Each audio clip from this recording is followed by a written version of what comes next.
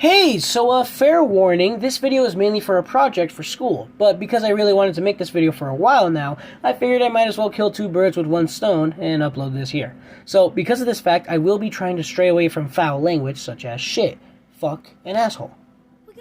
Wait.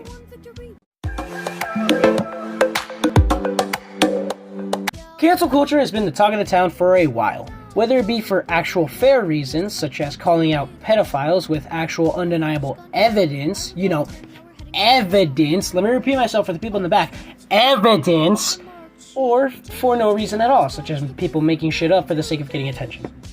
Then there's this small subgenre of cancel culture where it's just a bunch of first world white people with nothing to do with their lives getting upset when the Hispanic mouse screams arriba. You know who you are. You do not speak for us.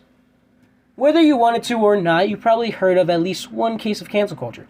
Whether it be Pyro, cynical, PewDiePie, Justin Roiland, Dr. Seuss, Colleen Ballinger, Logan Paul, hanging right there. Kanye West. Every human being has something of value that they brought to the table. Especially Hitler. Or even Pepe Le Pew from Looney Tunes. I'm not joking. They killed the goddamn skunk because he was the family-friendly Glenn Quagmire. They even wanted to cut Speedy from airing on Cartoon Network for, and I quote, portraying a harsh and untrue stereotype of Mexicans. Yet, the Mexican community showed severe backlash against this decision. Isn't that crazy? The people that it was quote-unquote offending are the ones that liked it in the first place. Imagine that. Damn, that's crazy. But enough about stupid people crying about being offended for other people. Let's get to the real juice of cancel culture and how it's time to cancel culture. He said it! He said it! Dwayne Johnson, what vehicle do you pull up in work to every single day? That's great. I don't care. Niall Murphy, otherwise known as Pyro, is a popular YouTuber/influencer. His claim to fame was his ASOT series, otherwise known as a series of tubes. The internet is not something that you just dump something on. The internet is not a big truck. The internet is a series of tubes. Where he would discuss recent events circling the media in a similar fashion to that of Scarce or Drama Alert. These aren't the only videos he would make. He'd also do commentary videos going fully in depth on a certain topic. His career was looking very good until he got cancelled. Now, I'm not going to bore you with the exact details, as I'm sure most of you have already heard about this, but the gist of it is Pyro got cancelled for supposedly grooming a minor, known as Ivory, as he was having furry roleplay DMs with said person. Yet, he states, I mean, yeah, we shared some fat furry art, we had some weird fantasy roleplay, but there was no sexual interest. There were no nudes exchanged. His name, his appearance, it wasn't important to me. I didn't even know what he looked like at this point. And despite the so-called evidence that was presented by Ivory not proving anything, everyone jumped the shark and tried canceling Pyro forever. Pyro wrote a Reddit post disproving all the recent evidence that was brought up. People ignored all of his rebuttal and kept taking things out of context to paint him under a bad light. Eventually, he finally made a half-hour-long video fully addressing every single piece of so-called evidence and even bringing up the fact that Ivory felt zero sexual tension or intentions from Pyro. When he invited you, was there any kind of indication that it was sort of a date in any way? That there would be a wink-wink, date-like act with sexual interaction? Did he give you that idea at all? He didn't, if he was, I didn't pick up on it. In the end, Pyro did end up losing around 0.10 to 0.20 million-ish subscribers, but quickly gained them back after successfully proving his innocence. Pyro just happened to be one of the lucky cases when it comes to cancel culture. Now how about we talk about someone who accidentally screwed all of YouTube over, shall we? So come on, T-Series, looking hungry for some drama. Here, let me serve your bitch lasagna.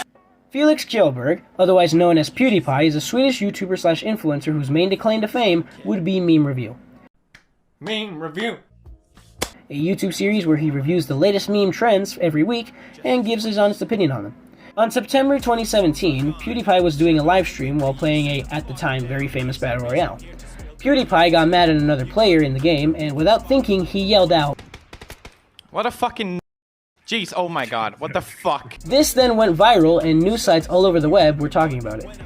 PewDiePie had received so much backlash from the media, YouTube, and his own fans that he had to publicly address and apologize for this, causing his network, Maker Studios, to drop him and his second season of his YouTube Red show to be permanently cancelled. Now that was all settled. He messed up, said something he shouldn't have, and suffered the consequences. And you'd think we could just move on from this, right? At this point, it's just a dead meme at best, right? Yet people are still mad about this.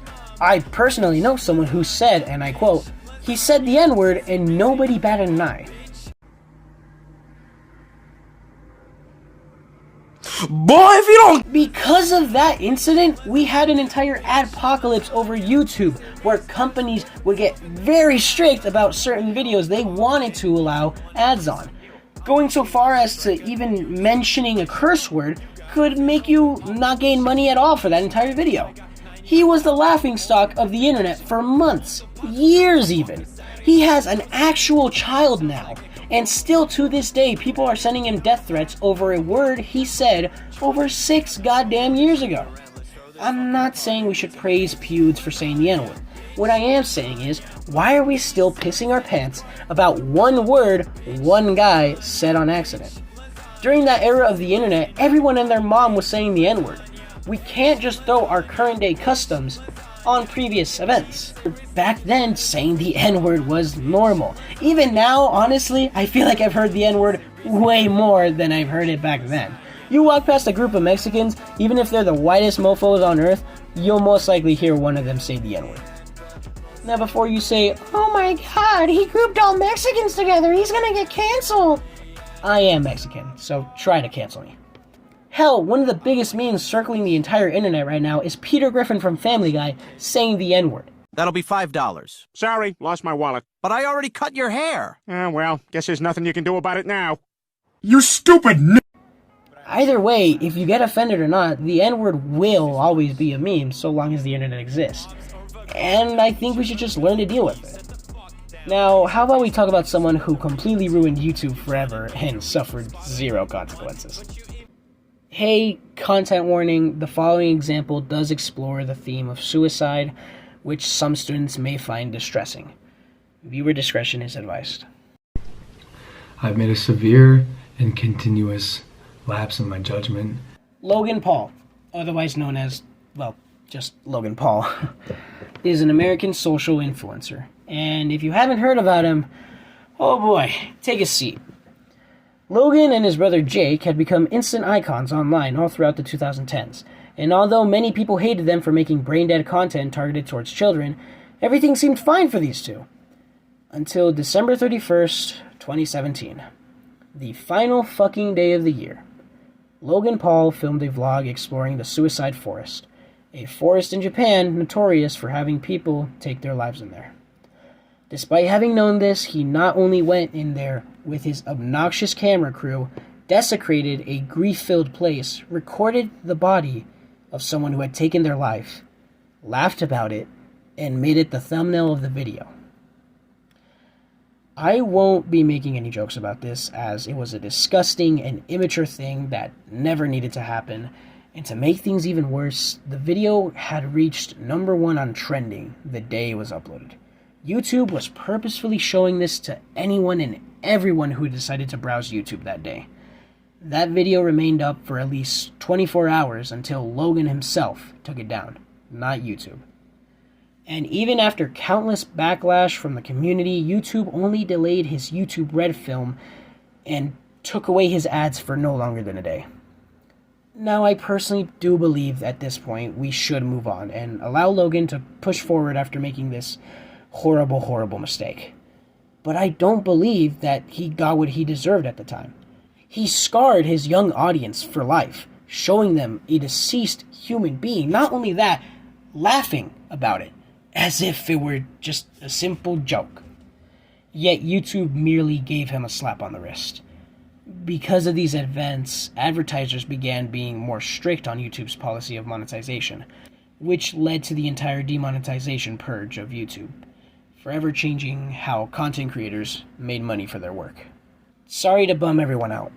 I always try to keep things upbeat and whimsical on this channel, but I did think it was important to discuss this, as many people ignore the little to no consequences he received, yet The internet believes it's fair to send death threats for someone for saying a word they don't like, or to ruin someone's career just because one person claims something with little to no evidence.